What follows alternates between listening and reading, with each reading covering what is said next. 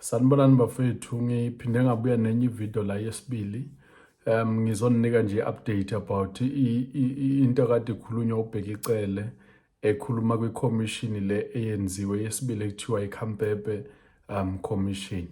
And kuleya commission leyana uBhekicele bekaphendula nje imibuzo ukuthi yini eyenza ukuthi ama-cases e-TRC bengawanaki.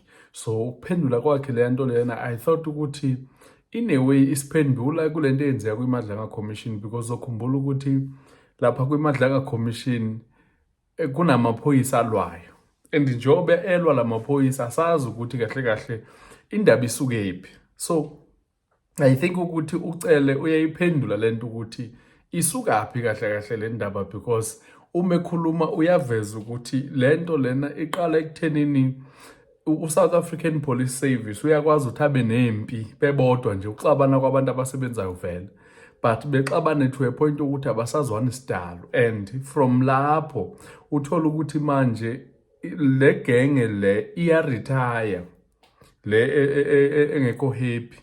Mhlampe njengaye senza umzekelo, njengaye nje uphada yakhe lokade efakaza lapha kuMadlanga Commission, siyezwa ukuthi waretire emaphoyiseni, waresigna wayojoyina u-IDEC. So uthi uBhekicele ngokoyibona kwakhe ezumuntu one-experience, because uBhekicele kudala abakhona kwezamaphoyisa from 2018 to 2024 bekawu-Minister of Police, and before lapho bekayi-National Commissioner yamaphoyisa, before lapho bekawu-MEC Office Safety e-KZN. So kudala lo muntu ekhona kwinto ene-security ye-South Africa. So I think le opinion yakhe le ibalulekile ukuthi siyithathele phezulu, kungabi ukuthi into nje light esiyiyeka indlulu. Uthi uCele one of the reasons is because labantu uma bene-internal fights belwa ngaphakathi emaphoyiseni, abanye baya-resigna, mabe resigna and then bamove bayakhangela ama-organizations outside noma yiphi organization, and one of ama-organization acosha labantu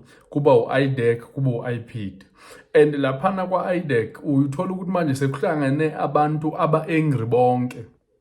Ba-angry kubani? Ba-angry ku-South African Police Service, ba-angry for u-crime intelligence lokukhona o-General Dumisani Khumalo, o-General Olushaba, yonke lento. So if uyabheka le case kaMadlanga lapha uyanotice ukuthi indlela abayilandela ngayo ophada yakhe indaba yokuthi kwaqhashwa umuntu bathe waqhashwa kabi mabesho bona, bayilandelele to a point yokuthi ibavale nengqondo, bakhohlwa indaba yokuthi kumele benze umsebenzi wabo, bakhohlwa ukuthi kumele belandele imithetho, because bebeyitshela ukuthi nansi case A1 ekudala siyifuna yokuthi sithathe labantu ekudala sibafuna sibavalele khona, because bayizitha zethu.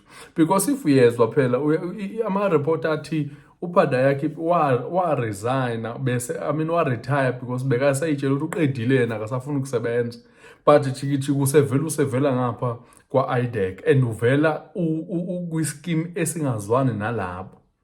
So kuyo yonke lento lena into abayenzile wazi ukuthi bavele belontuze benze into yokuthi balwa nalabo. So isibekaphi yonke lento le? Isibeke ekuthenini i-country iyamosheka or ama-cases ayadileka because amaphoyisa alwa wodwa. So you can imagine wena ke sithi ubune-case and awuzange ube happy ngendlela amaphoyisa ayidile ngayo i-case, uya kwa-IPID. IPID mosibheka ukuziphatha kwamaphoyisa, and nalabantu abalaphana abanye bakhona bebengamaphoyisa before. Uthola ukuthi wena uzoripota i-case kanti isitha sakhe lo muntu oripota kuyo.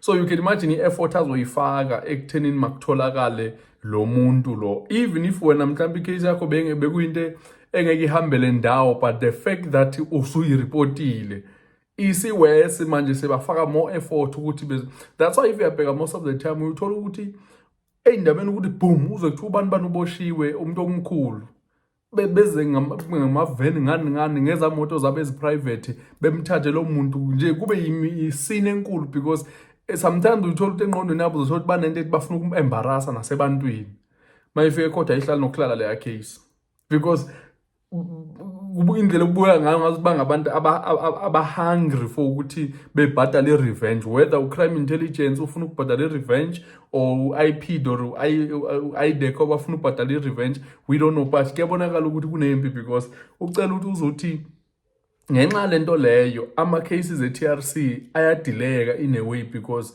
kunama-internal fights amakhulu lapha kwa-SAPS.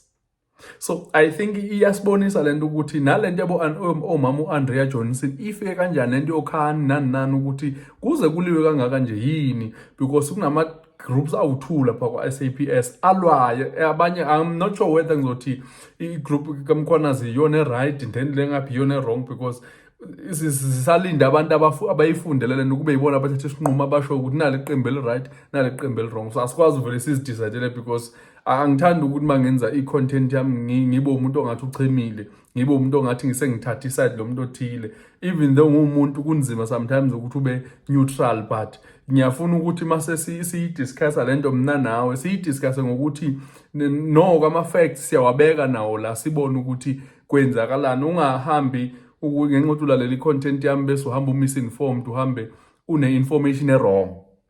That's why most of the time mangikhuluma kuma-videos zami ngivele ngokuthi le i-opinion yami, so that ukwazi ukuhlukanisa if ngurepotela okwenzekile ngikucacisela kona kahle nokukurepotela ukuthi okay manje sekumbono wami. Yabona nje le ngikhuluma manje ngidibanise okwenzekile ne-opinion yami, and into engizoyenza uma ngiqeda ukubeka i-opinion yami ngizobe sengufakela lesiqephu engikhuluma ngaso, so that ubone ukuthi ubheka icela utheni yena, then nawe uzenzele i-opinion yakho based on ubufakazi bomuntu ekuthiwa uminister. Esikolweni ke thina safundiswa ukuthi uma into ikhulunywa umuntu omkhulu, ikhulunywa umuntu othembekile, ukhulunywa umuntu okwi-government lephezulu, siyayithemba because i-reliable leyo information, i-useful. So nakuso lesi sikhathi lesi ubheka icela ukhuluma ukuthi ngenxa yokuxabana kwalabantu kwenza amaphoyisa angakwazi ukusebenza kahle, because namanye amaphoyisa bese kumele kufuneka achoose ukuthi alwela ubani yonke lento le. So ngifuna ukufaka le video, ngifuna siyimameleni bafethu sonke, then uzoziphumela ne-conclusion yakho wena uwedwa ukuthi ucabanga ukuthi lento engisho mhlambe yiyo or mhlambe ngishaye eceleni, because namba ngazi konke ngiyafuna ukuthi ngifundiswe. So if kubonakala ukuthi ngishaye eceleni, you can tell me in the comments ukuthi hayi Mfoka Mkhonza lana ushaye eceleni. So ngifuna sibukele le video then si-analyze kahle yonke. That makes sometimes have what you will call the turf wars. People that will leave from police because they are angry and they go to the IPIT, and sometimes they go extra mile as a revenge and avenge instead of dealing with the job.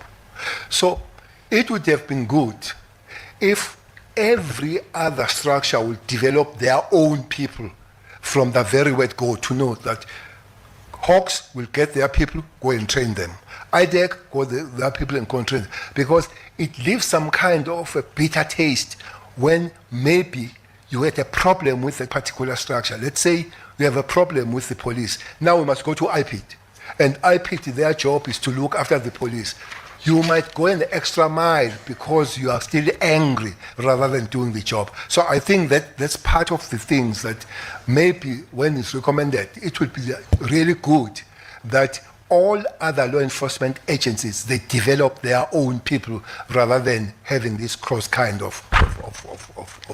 Now that uyibukele le video, kunento engichazayo la ekugcineni, angazi noma uyinotisileni. Ucela uza ne-suggestion. Akazange nje ashiye i-problem yodwa, but uphinde usuggestele ukuthi okay, now that nginitshele nge-problem existayo ukuthi nansi enye into yenza ukuthi ama-cases adelay, uthi ucele the best thing la ukuthi makutrainwe abantu for leyo organization. Kanjani na?